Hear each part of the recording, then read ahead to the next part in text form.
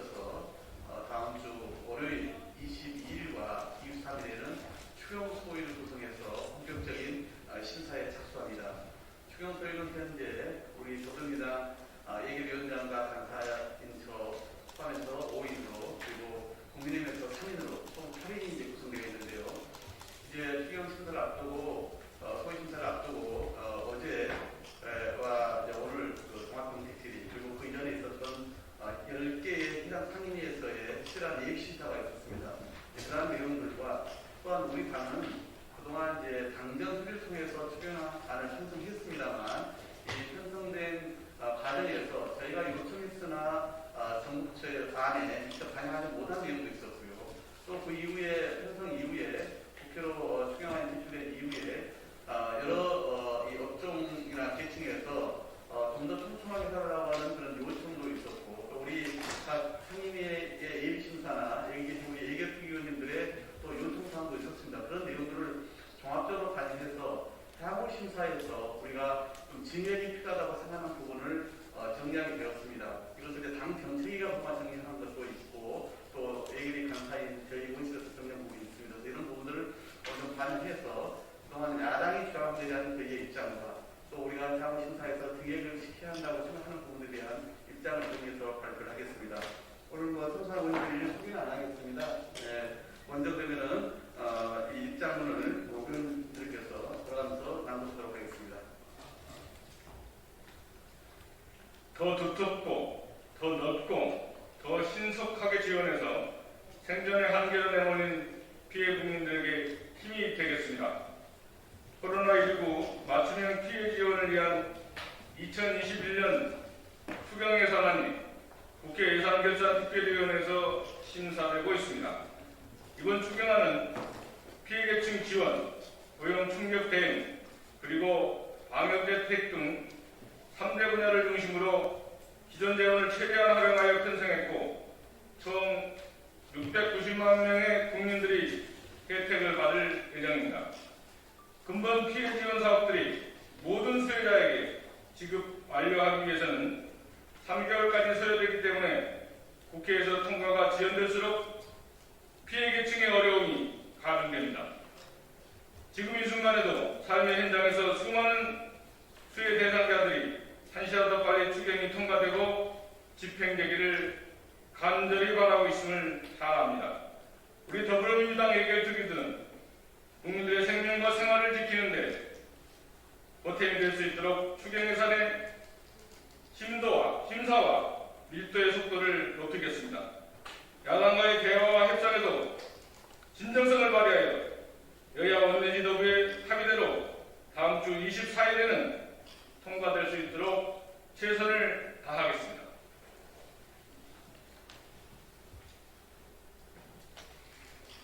우리는 국회의 추경 심사가 민생과 일자리 창출을 함께 고민하고 대안을 제시하는 합리적인 논의의 장이 되기를 바랍니다.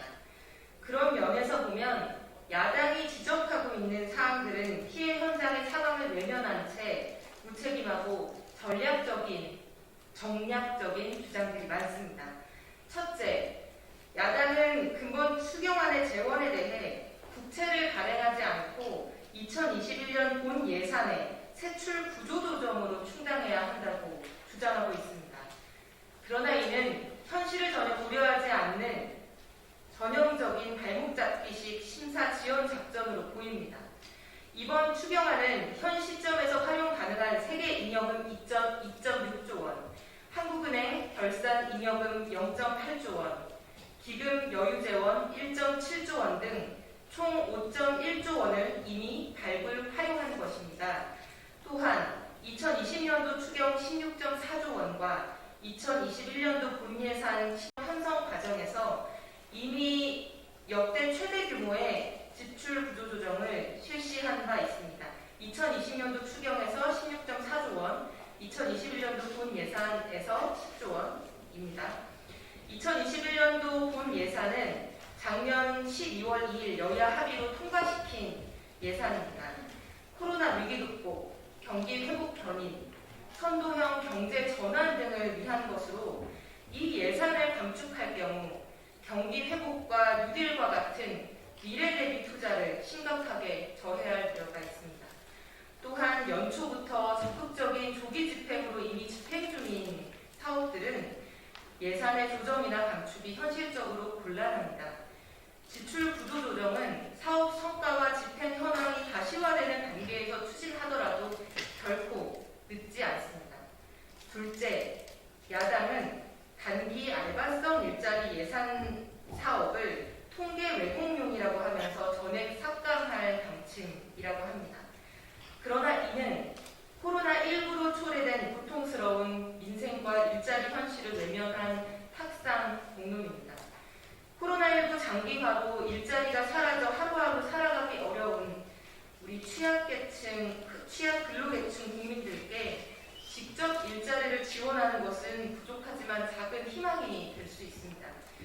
이번 추경의 일자리 사업은 고용 상황이 심각하고 현장 수요가 큰 청년, 여성, 중장년 등 3대 계층에 맞게 맞춤형으로 일자리를 발굴한 것입니다. 이러한 일자리들은 기존 취업 지원 서비스와 연계하여 상시 일자리로 연결될 수 있도록 지원하고 유도할 계획입니다.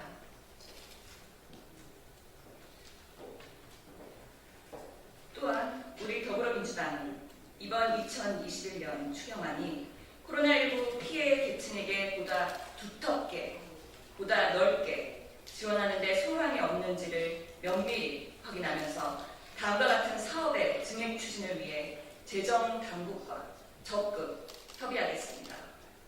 첫째, 소상공인 피해 지원 사업의 형평성과 실효성 제고를 위해 집합금지 연장 사업체 지원의 확대, 영업제한 매출 미감소 사업체의 지원 신설, 경영위기 일반 업종의 지원 확대를 적극 검토해야 합니다.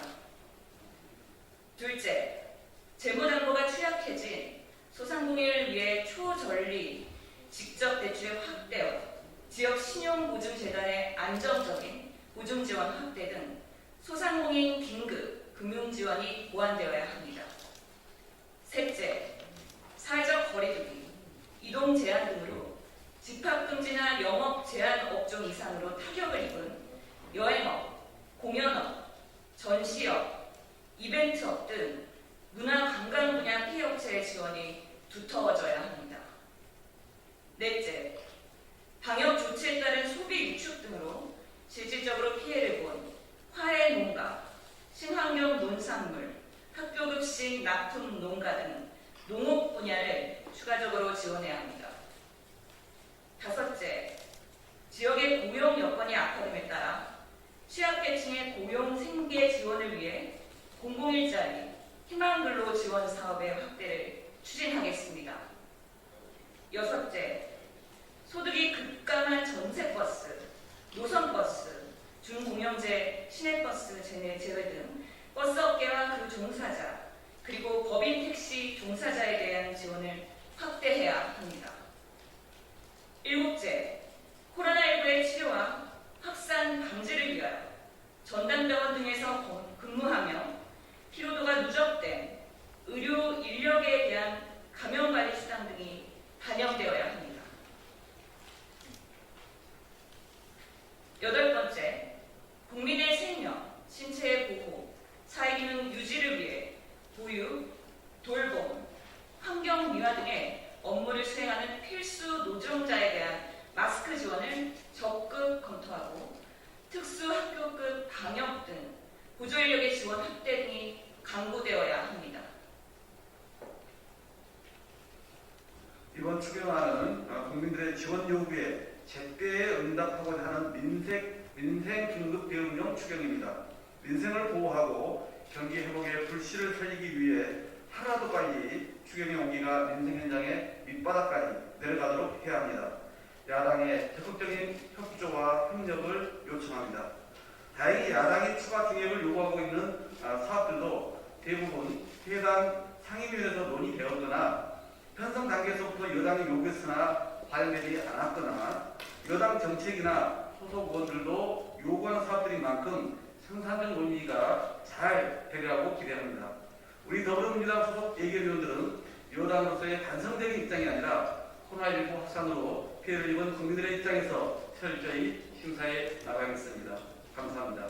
오늘 참석한 의원님들이 우리 이규리의 소동영 의원님, 백혜련 의원님, 우리 서현석 의원님, 이소영 의원님, 그리고 신현영 의원님, 유성근 의원님, 윤중병 의원님, 오경 의원님, 양민혜 의원님, 이종규 의원님 이렇게 참석을 했습니다. 그리고 오늘 참석하지 못한 다른